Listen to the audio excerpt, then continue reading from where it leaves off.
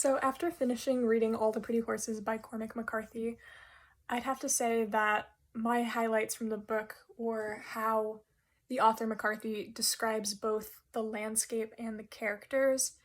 His diction was so precise in describing the way this open landscape of West Texas and Mexico makes you feel inside and makes the characters feel inside and what it brings to them, that it was almost as if I was there, and it was very powerful to see.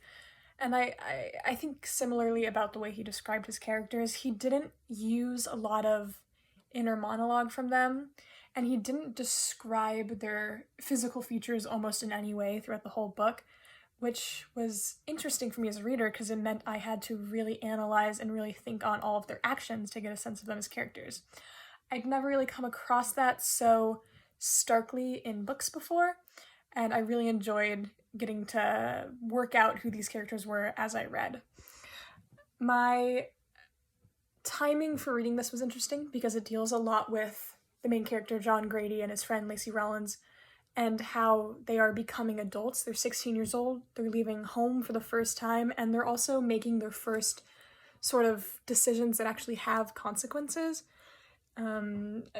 Obviously not a spoiler because it's a classic, but they end up in jail one time because they hang out with someone who isn't particularly savory, and they have to deal with the consequences of that.